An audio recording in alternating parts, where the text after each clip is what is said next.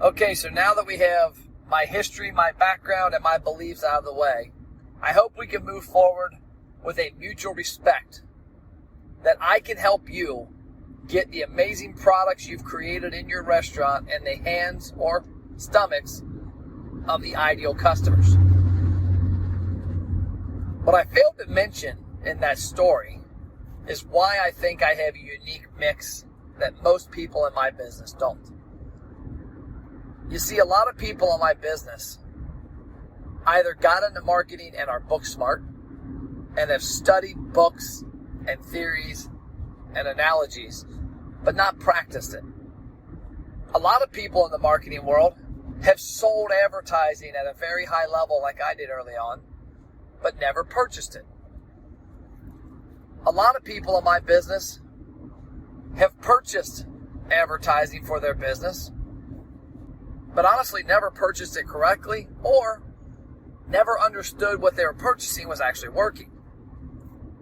But the overriding theme of all of it is that the vast majority of people actually don't understand the concept of how to take somebody from awareness to a long-term customer, because their background has not taken them to all sides of media seller, media buyer, media planner. And I feel like the mix that I've had in my 21 years of marketing has really given me a different viewpoint than many people in the business. So in all of that time, I figured out in my world, there are 5 steps to this entire process. Number 1, the most important one, because this is what starts the entire conversation, is awareness. At the end of the day, if you do not take effort to put your marketing message and your brand in front of the right people via awareness, whether that's radio or TV or direct mail or Facebook or YouTube, if you don't take the necessary steps to gain awareness, then you lose out on the next opportunity. That next opportunity is building a database from the awareness. You see, one of the biggest problems I think restaurants have is they don't actually have an audience that they own. And more importantly, they're not leveraging their marketing tactics to build that database. The next step is a way to prove that that database that you own now from the advertising and marketing you've been doing actually visits your restaurant. Because think about it. What good does it do to build a database of people who aren't actually visiting your restaurant? In fact, it can do a lot more harm than you realize, because as I'm going to show you later on in the book, there are tactics to which you can take the database of the right people and optimize your front-end marketing to get awareness to people who look just like the people visiting your restaurant. So the sales aspect of this isn't to be the end-all, be-all ROI. That's a dangerous and slippery slope. A lot of people, when they see what we do and what we talk about, they want to all of a sudden be able to attribute all of the success or failure to one thing: sales. When in fact, that is the opposite. Sales is simply 1/5 of the equation. Because all we're trying to do in this step is to prove that the database we're building from the awareness is the right database. And at the same time, if we can recoup some of our front-end expense of advertising, then we'll be in a better position down the road as well. The fourth part of the equation is data. And this data can be used for a few different reasons.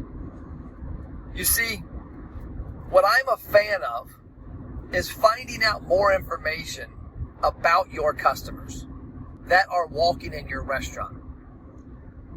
And if you can tie that back to the database that you have, you can do a few different things. Number one, you can segment the audience based on what they tell you and market to them more efficiently. Number two, you can get a deeper understanding of your clients and tweak your front-end marketing to reach the right people.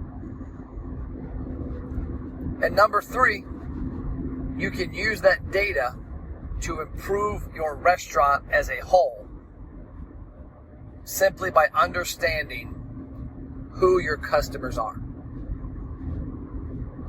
Now, all of this leads up to the most important part of any business, and that is long-term nurture. And it's also one of the biggest ignored parts of restaurants. You see, when you spend money on advertising traditionally, all you get is that awareness. If you're buying radio or TV or direct mail or newspaper, if that still exists, or in fact, most social media, you're typically only using it to gain awareness. So if you were spending $1,000, that $1,000 went 100% to gain awareness. If you employ the tactics we're going to teach you in this book, you've just now taken that awareness to be 1/5 of the equation.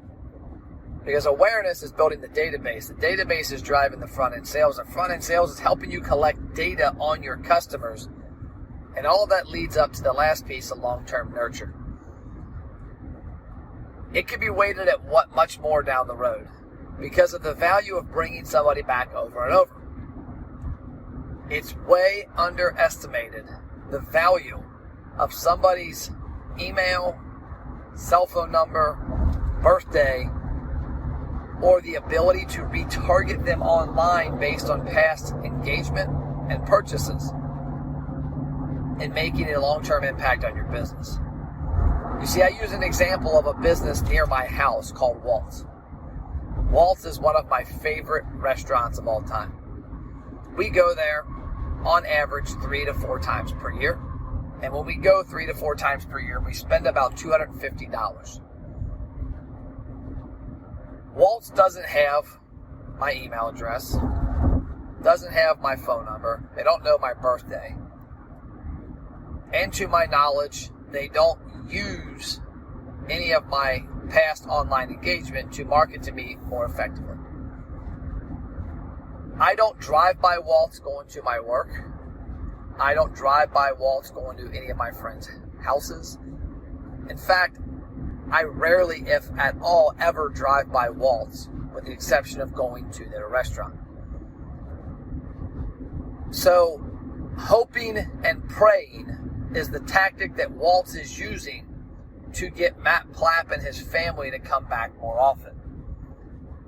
When in fact, if they simply had my email address, or my phone number, or my birthday, or if they had me engaging at a very high level in their online marketing, had me in a custom audience, they could reach out to me at will and more than likely drive repeat visits at a much higher clip than they currently are getting. And think about it. If Waltz gets Matt Plapp back 4 more times per year, which wouldn't be hard, that could be $1,000 in sales. And I want you to ask yourself, how many Matts are out there besides me? I'd be willing to bet there's a few hundred people who would come back to that restaurant if they were invited. And no, I don't mean that they're not welcome or that you as the business owner didn't invite them. I mean if you took effort to target those people via the tactics we're going to talk about in this book. Because at the end of the day, if you can get the people who know, like, and trust your brand to come back a few more times, if you can get the customers who used to come to your restaurant more often to get back into the habit of coming, and if you can use that information to leverage a campaign to find new customers that look just like those people, you can accomplish new customer traffic as well. Those are the 5 tactics that I want this book to help you with. Number one, how to gain awareness correctly and how to optimize that awareness based off of steps 2, 3, and 4. Second, how to build a database off of your marketing awareness. And I don't mean just an email list. I mean an in-depth database that you own. The third, how to drive front-end sales to do 3 things. Prove the database you're building is worth it. Gain some revenue on the front end to cover your ad expenses. And build an audience that you know you can use to find more customers just like them as ideal new customers. The fourth step, getting more data from the people walking through your front doors or ordering from your website. And last but not least, creating a long-term nurture approach to have more valid and concise conversations with your customers. Let's move on to the next chapter and let's talk about awareness.